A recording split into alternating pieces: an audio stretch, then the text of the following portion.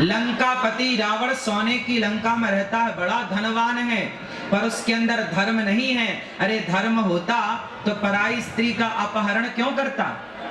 इसलिए रावण के पास धन तो है पर धर्म नहीं है। जबकि राम 14 वर्ष वनवास में थे, उनके पास धन नहीं था पर धर्म था। तो धर्म था तो आज घर घर में राम की पूजा होती है, धर्म था इसलिए। और धन था रावण के पास, धर्म नहीं था तो घर घर पुतले जलाए जाते हैं, गली गली पुतले जलाए जाते हैं रावण के। आज आप कितने लोग मानते हैं कि धन से बड़ा धर्म है? धन बड़ा कि धर्म बड़ा? बोलो। अरे धर्म रहेगा तो धन आ जाएगा, जब धर्म ही नहीं रहेगा तो फिर धन करोगे क्या? त्यस्तै प्रकारले शम्भु हरि वास्तुलाज्यू जो विश्व हिन्दू महासंघको महासचिव हुनुहुन्छ, उहाँ पनि यस कार्यक्रममा उपस्थित हुनुभएको छ। उहाँले पनि आसन ग्रहणको लागि मैले निवेदन गरेँ।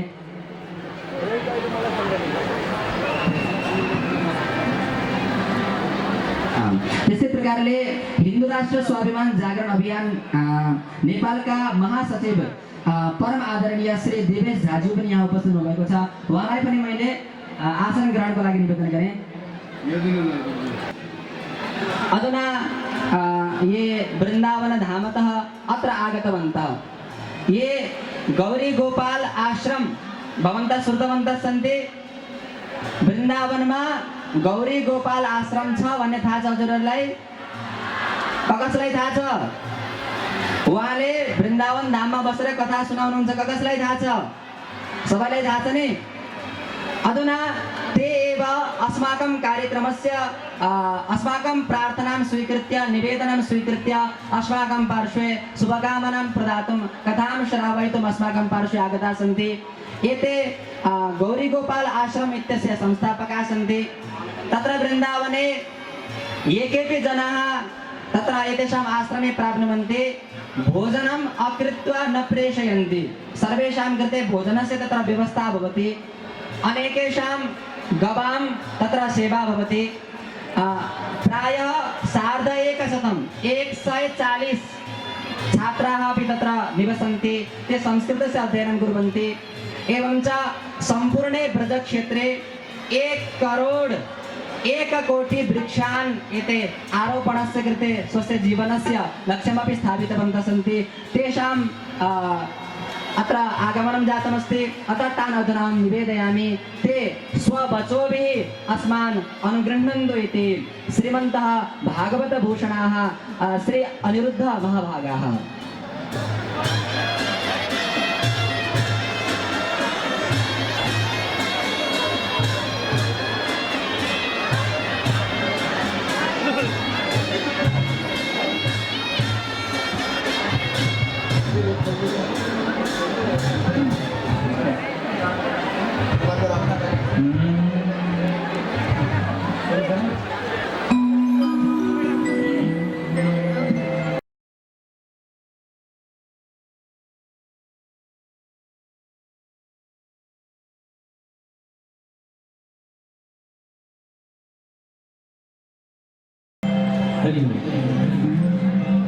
श्री गणेशाय नमः।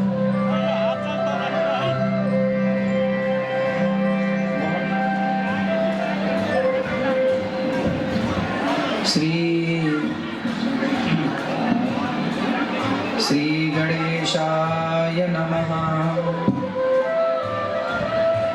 श्री सरस्वत्यै नमः। श्रीमते रामानुजाय नमः। श्री राधा कृष्णाभ्यां नमः। लक्ष्मीनाथ समारंभां नाथयामुनमध्यमाम्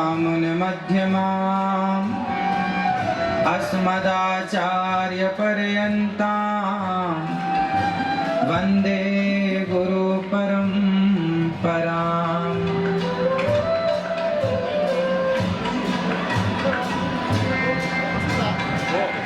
जय जय श्री राधा किशोर, जय गोपी चित चोर प्रभु, जय जय माखन चोर। बोलिए वृंदावन बिहारी लाल की, श्री पशुपतिनाथ भगवान की, गंडकी मैया की, श्री शालिग्राम भगवान की, आप सभी भक्तों की, आप सभी माताओं की, आप सभी के माता पिता गुरु चरणारविंदों की जय जय श्री राधे।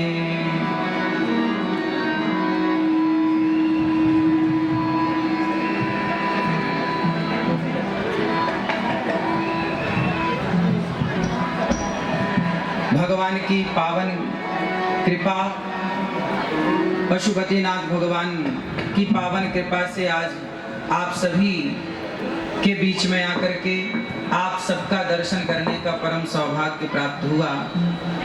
मंचस्थ सभी विद्वानों को, सभी आचार्यों को, सभी गुरुजनों को, आप सभी संतों को बारंबार नमन। आप सभी के चरण धूलि उठाकर ये दास अनिरुद्ध अपने माथे पर रखता हुआ अपने आप को कृतार्थ करता है आप सबकी चरण व्रज से। आप सब उपस्थित माताएं, बहनें, बच्चे, बुजुर्ग सभी के चरणों में दास अनिरुद्ध का कोटि कोटि नमन।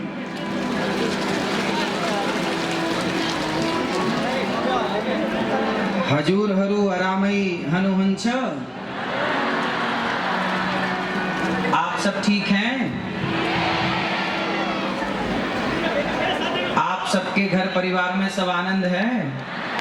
चलो भगवान पशुपतिनाथ की कृपा से आप सबके घर में यूं ही आनंद बरसता रहे।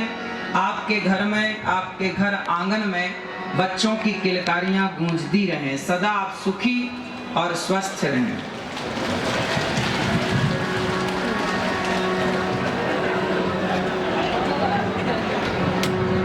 प्रिय भक्तों, भगवान की बड़ी कृपा है आज हम सब यहाँ मिले। बहुत पहले नेपाल आने का सौभाग्य मिला पर आ नहीं पाया कोरोना लॉकडाउन के कारण। आज आप सबका दर्शन करने का लाभ प्राप्त हुआ। ये नेपाल इतनी पवित्र धरा है। यहाँ जब हम आए और यहाँ आप सबका दर्शन किया, यहाँ का पारंपरिक जो संगीत हमने सुना, और ये देखिए हमारे गले में जो सुंदर सी माला है, हार है, कितना सुंदर है। आप नेपाल वासी ही पूरी दुनिया में ऐसे हैं कि आप प्रकृति से इतने जुड़े हुए हैं, कनेक्ट हैं। आप प्रकृति के जितने करीब हैं शायद कोई हो। प्रकृति को आप अपने गले की माला बनाकर धारण करते हैं, प्रकृति को इतना प्यार करते हैं। इसलिए जब मैं आया तो मुझे लगा कि नेपाल प्रकृति से कितना जुड़ा हुआ है। आप सब शुद्ध वायु लेते हैं, शुद्ध ऑक्सीजन लेते हैं, शुद्ध वातावरण में रहते हैं। इसलिए आप सभी एक बार बोलिए, नेपाल आमा को, नेपाल आमा को, भारत माता की जय हो, भारत माता की जय हो। आप सभी नेपाल वासियों को, क्षेत्र वासियों को बहुत बहुत धन्यवाद कि आपने ये दास को यहाँ आने का अवसर दिया। हमारे मानव सेवा फाउंडेशन श्री बाल योगेश्वर श्री विजय कृष्ण मूर्ति जी महाराज, जिन्होंने इस यज्ञ का संकल्प लिया और आप सब, हम सब जुड़ पाए इस सुंदर से संकल्प से। एक बार सुंदर तालियां आयोजनकर्ता समिति पूज्य महाराज श्री के लिए। पूज्य श्री चैतन्य कृष्ण महाराज जी यहाँ पधारे और आप सभी के श्री चरणों में दास का पुनः कोटि कोटि नमन। अब आप सब ये बताएं कि आप में से कितने लोग वृंदावन आए हैं,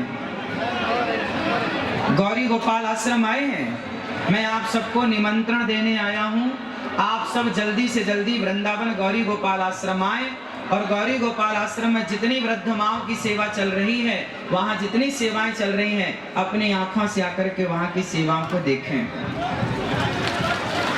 आज जानते हो ये अनिरुद्ध आपके बीच में क्यों आया है? यहाँ मुझे भगवान पशुपतिनाथ जी ने बुलाया है, उन्होंने बुलाया आप सबके माध्यम से और ये दास चला आया। तो जानते हैं भगवान पशुपतिनाथ जी ने हमें क्या कहने के लिए बुलाया है? आप जानना चाहेंगे? कितने लोग जानना चाहेंगे? भगवान पशुपतिनाथ जी कहना चाहते हैं, देखिए भगवान कभी डायरेक्ट नहीं कहते, भगवान किसी से कहवाते हैं। जब हनुमान जी लंका गए तो राम जी ने नहीं कहा कि लंका जला के आना, त्रिजटा को एक सपना आया कि सपने वानर लंका जारी, जात उधान सेना सब मारी। तो त्रिजटा ने माता सीता को सपना सुनाया और कहा कि आज मैंने सपने में देखा कि एक बंदर आया और पूरी लंका को जला करके चला गया।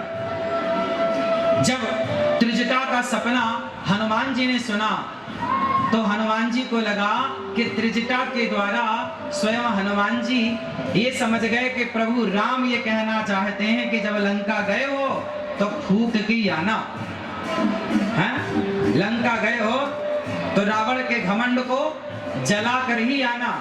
मानो ये संकेत हनुमान जी के द्वारा, त्रिजटा के द्वारा हनुमान जी तक राम जी ने पहुंचाया। उसी तरह एक सुंदर सा संदेश आपके बीच में ये दास अनिरुद्ध लेकर के आया है और वो संदेश सिर्फ इतना है कि आज नेपाल में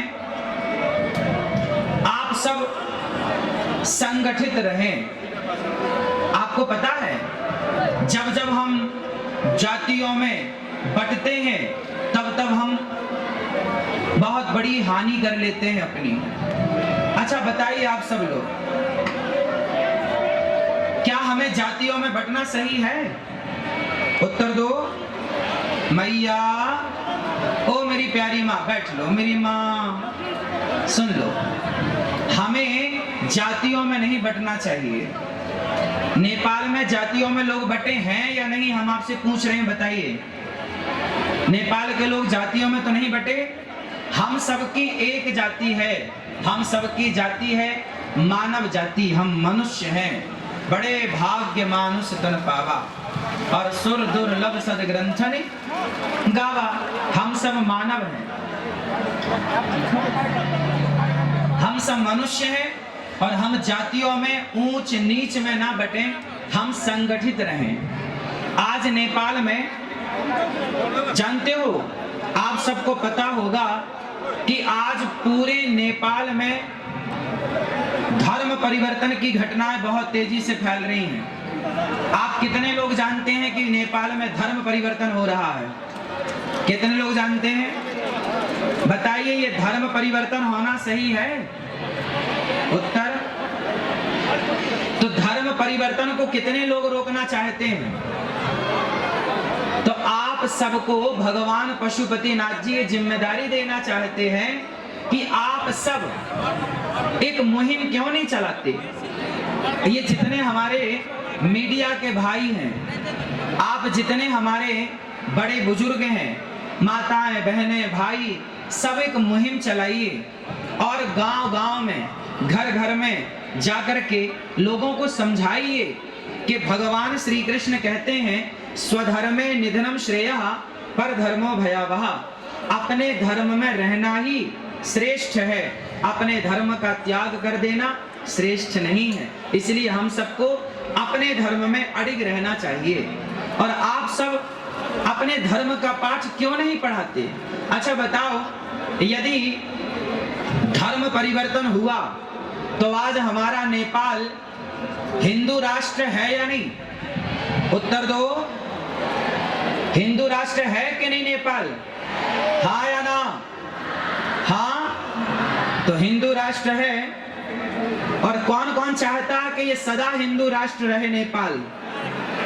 चाहते हो? हिंदू राष्ट्र यदि चाहते हो तो आपके अंदर ये भावना होनी चाहिए और ये काम आपको करना पड़ेगा कि आप नेपाल में जो धर्म परिवर्तन तेजी से हो रहा है उस धर्म परिवर्तन को रोकना पड़ेगा। कैसे रुकेगा?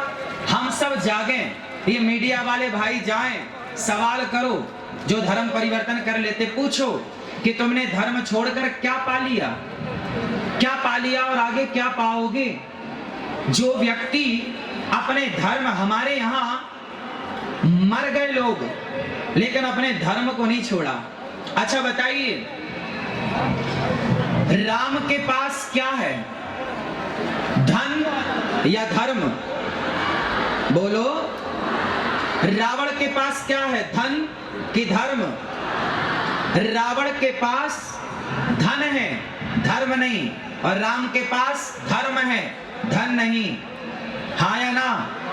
लंकापति रावण सोने की लंका में रहता है, बड़ा धनवान है, पर उसके अंदर धर्म नहीं है। अरे धर्म होता तो पराई स्त्री का अपहरण क्यों करता? इसलिए रावण के पास धन तो है पर धर्म नहीं है, जबकि राम 14 वर्ष वनवास में थे, उनके पास धन नहीं था पर धर्म था। तो धर्म था तो आज घर घर में राम की पूजा होती है, धर्म था इसलिए, और धन था रावण के पास, धर्म नहीं था तो घर घर पुतले जलाए जाते हैं, गली गली पुतले जलाए जाते हैं रावण के। आज आप कितने लोग मानते हैं कि धन से बड़ा धर्म है? धन बड़ा कि धर्म बड़ा? बोलो। अरे धर्म रहेगा तो धन आ जाएगा, जब धर्म ही नहीं रहेगा तो फिर धन करोगे क्या? इसलिए धन हो पर धर्म पूर्वक धन हो। यदि आपके धन में धर्म नहीं जुड़ा तो वह धन किसी काम का नहीं है। इसलिए मेरे प्यारे, नेपाल शब्द का जब मैं यहाँ आया, एयरपोर्ट पे आया, तो नेपाल का मैंने एक अर्थ दिमाग में आया कि नेपाल के लोग कैसे होते हैं, नेपाली लोग कैसे होते हैं, नेपाल का अर्थ क्या है। तो देखिए, नेपाल जो नेकी का, ने मतलब नेकी, नेकी मतलब अच्छाई, जो नेकी का सदा पालन करें वो नेपाली हैं। जिनके हृदय में सदा नेकी बसती हो वो नेपाली है। नेपाली का मतलब क्या हुआ? नेपाल का मतलब क्या हुआ? जिसके अंदर नेकी बसती हो, मतलब जिसका हृदय नेक हो। नेक समझते हैं ना? अच्छा, गुड। तो आप सब नेक दिल वाले हैं, नेक हृदय वाले हैं, इसलिए आपको भगवान ने नेपाल में भेजा है। जाओ नेपाल की धरती में, आप यहाँ जाकर नेपाल में पशुपतिनाथ भगवान की सेवा करो, गंडकी माता की सेवा करो और शालिग्राम भगवान की सदा सेवा करो। आप सब अपने धर्म के प्रति अडिग रहना। हमारे देखिए, कुछ लोग होते हैं हमारे पूरे नेपाल और ये दोनों देशों में, कुछ लोग ऐसे हैं जो रहते तो नेपाल में हैं पर गुणगान किसी और देश का करते हैं। इसलिए आप सबको ये बता दो कि जिस माटी में हो ना, उस माटी के साथ विश्वासघात नहीं होना चाहिए, उस माटी से प्यार होना चाहिए, माटी के साथ विश्वासघात नहीं। अच्छा ये बताओ, दोस्त कैसा हो? आज मैंने सुना नेपाल का दोस्त कौन है? भारत और आसपास के जितने देश हैं, आप किन देशों से दोस्ती करना चाहेंगे? बताइए, आपसे मेरा सवाल है। आप नेपाल वासी, आपके पास में बहुत सारे देशों की सीमा है, किस देश से आप दोस्ती करना चाहेंगे? किससे? किससे? जोर से। भारत से। भारत से दोस्ती करना चाहेंगे? भारत तो सदा आपके साथ है और सदा हम और आप कभी दो थे ही नहीं, एक थे, एक हैं और एक ही रहेंगे। और जो लोग भारत और नेपाल के बीच में कोई जहर घोलने का कार्य करें तो समझ लेना कि ये दोनों देश का नुकसान चाहता है। अच्छा ये बताइए, हमारे भारत से लोग हजारों की संख्या में पशुपतिनाथ जी का दर्शन करने आते हैं कि नहीं? बोलो हाँ या ना? भारत से हजारों लोग गंडकी माता का दर्शन करने आते हैं कि नहीं? भारत से लाखों लोग शालिग्राम भगवान लेकर जाते हैं कि नहीं? इसका मतलब है कि भारत की आस्था नेपाल से जुड़ी है। भारत नेपाल को अपना मानता है। भारत के आने से नेपाल की अर्थव्यवस्था मजबूत होती है। जरा विचार करो कि चाइना अगर नेपाल आया तो चाइना क्या पशुपतिनाथ भगवान का दर्शन करने आएगा? क्या गंडकी का दर्शन करने आएगा? क्या वो शालिग्राम भगवान की पूजा करने आएगा? अरे चाइना को नेपाल के धर्म से क्या करना? नेपाल की संस्कृति और नेपाल के धर्म से तो भारत का अटूट रिश्ता रहा है। इसलिए भारत और नेपाल, इन दोनों देशों के बीच में कभी किसी भी प्रकार की लकीर ना खींचे, क्योंकि हम दोनों यदि मिलकर रहेंगे तो निश्चित है कि हमारी और आपकी अर्थव्यवस्था, राष्ट्रीय स्तर की मैं बात कर रहा हूं, समृद्ध रहेंगे, हम सब खुशहाल रहेंगे। और आपने यदि दोस्ती उन लोगों से कर ली जिन्हें गंडकी माता और शालिग्राम भगवान और पशुपतिनाथ जी से कोई लेना देना नहीं, तो सोचिए इस धर्म का, इस संस्कृति का क्या होगा। इसलिए मेरी आप सबसे प्रार्थना है, आप सब भारत आइए और गौरी गोपाल आश्रम में चल रही सेवाओं का दर्शन करिए। और सावन का ये पावन पर्व है। आप कितने लोगों ने सावन में व्रत रखा है? रखा है। भगवान शिव को जल चढ़ा रहे हैं कि नहीं? कौन सा जल? कौन सा जल? सारे जल चढ़ाओ, पर भगवान शिव को पता है कौन सा जल पसंद है? भगवान शिव को नेत्रों का जल पसंद है। इतना प्रेम उमड़ना चाहिए आपके भीतर शिव के प्रति कि आंखों से अश्रुधार बह पड़े और शिव जी के ऊपर जाकर चढ़ जाए। ऐसी नेत्रों की धारा। भगवान शिव को क्या पसंद है बताइए? प्रेम। राम ही केवल प्रेम प्यारा, और जान ले ये जो जाननी हारा। राम को क्या पसंद है? बोलो। नेपाल वासियों को क्या पसंद है? क्या पसंद है? नफरत पसंद है या प्रेम? क्या पसंद है? प्रेम। आप सब नेपाल वासियों को प्रेम पसंद है, और हमारे प्रभु राम भी कहते हैं कि राम ही केवल प्रेम प्यारा। इसलिए प्रेम से मिलजुल करके रहिएगा। अच्छा बताओ, नेपाल वासी आप कितने भाई हैं? जोर से, कितने भाई हैं आप लोग? हम सनातनी। आप में से कितने लोग सनातनी हैं? सत्य सनातन धर्म को जानने और मानने वाले कितने हैं? हाथ उठाओ सब। तो सुनो, हम सभी सनातनी, चाहे भारत में हो या नेपाल में हो या भूटान में हो या जापान में हो या अमेरिका या लंदन, कहीं भी सनातनी हो, सनातनी 4 भाई हैं। कितने भाई? कौन कौन से? ब्राह्मण, क्षत्रिय, वैश्य और शूद्र। हम चारों एक पिता की संतान हैं और हम चारों सदा से भाई रहे हैं। कुछ लोगों ने ये जातिवाद का जहर घोलकर हम लोगों को आपस में लड़ाने का कुछ लोगों ने षड्यंत्र किया। आपसे मेरी हाथ जोड़ के प्रार्थना है कि आप कभी षड्यंत्र में मत उलझिएगा। भारत में जब अंग्रेज आए तो उन्होंने नारा दिया, फूट डालो शासन करो, और उस फूट डालो शासन करो के तहत भारत को खूब लड़ाया जातियों के नाम पर, और हम आपस में लड़ते रहे और कई 100 वर्षों तक गुलाम रहा भारत। इसलिए मेरी प्रार्थना है कि हम जब जब लड़े हैं तब तब बटे हैं। इसलिए आप लड़ना चाहते हैं या संगठित होकर रहना चाहते हैं? कितने लोग संगठित होकर रहना चाहते हैं? तो फिर कभी मत लड़िएगा कि मैं ब्राह्मण, मैं क्षत्रिय, मैं वैश्य, मैं शूद्र। हम चारों भाई हैं और एक दूसरे के काम आना है, एक दूसरे के सुख दुख में खड़े होना है, एक दूसरे का सहयोग करना है। यदि हम बट जाएंगे ना तो मिट जाएंगे। इसलिए अपने आप को बटने मत दीजिएगा। जो बट गया वो मिट गया। रामचरितमानस में लिखा है कि जहां सुमति तहां संपत्ति नाना, जहां कुमति तहां विपत्ति निदाना। जहां एकता है, जहां संगठन है, वहां संसार की समृद्धि है, सुख है, शांति है। और जहां आपस में लड़ाई झगड़ा है, वहां सिवाय दुख के कुछ नहीं। इसलिए संगठित रहे, हम सब संगठित रहें।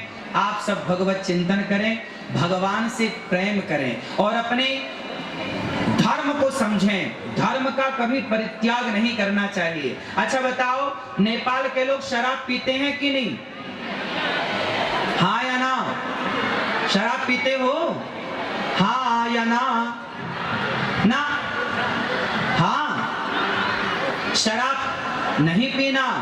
शराब पियोगे तो सब कुछ बर्बाद हो जाएगा। इसलिए खान पान शुद्ध, इसलिए खान पान को पवित्र करिए। आप लोग मांसाहार तो नहीं करते ना? शुद्ध शाकाहारी। कितने लोग शुद्ध शाकाहारी हैं? शाकाहारी हैं। कभी भी अपने स्वाद के लिए किसी जीव की हत्या नहीं करनी चाहिए। हमें अच्छा लगता है इसलिए हम किसी को मार कर खाएं, कितना बड़ा पाप है। बताइए, अपने स्वाद के लिए किसी को मारना सही है? इसलिए जीव हत्या पाप है।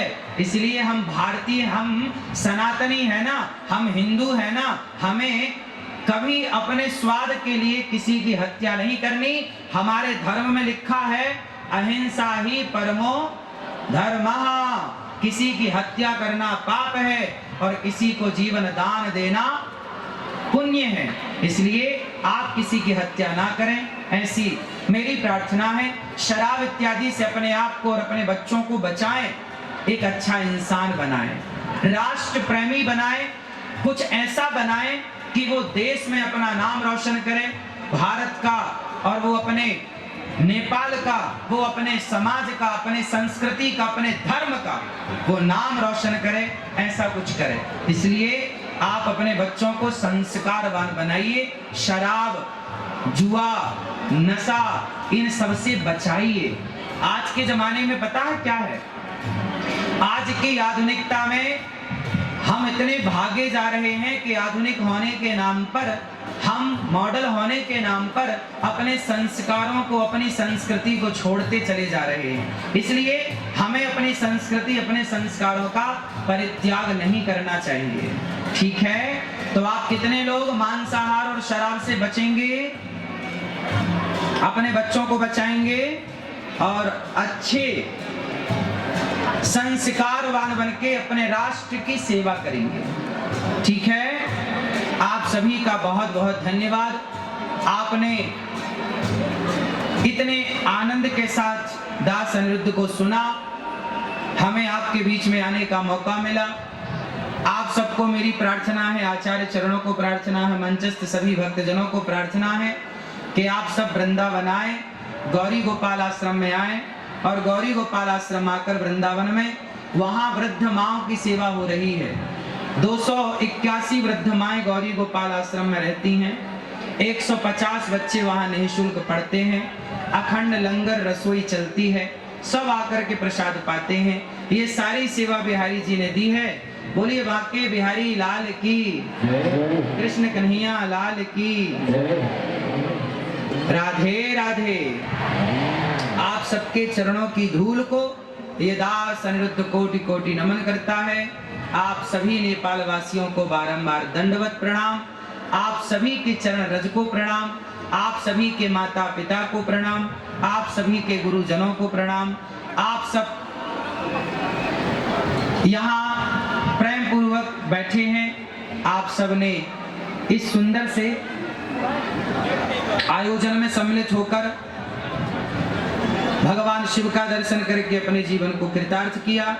हमारे श्री बाल योगेश्वर श्री विजय कृष्ण मूर्ति जी जो संकल्प करता है और रामकृष्ण उपाध्याय हिंदू जागरण नेपाल अध्यक्ष और राष्ट्रीय सभा को उपाध्यक्ष माननीय श्री विमला भीमरे जी, आप सबका बहुत बहुत धन्यवाद।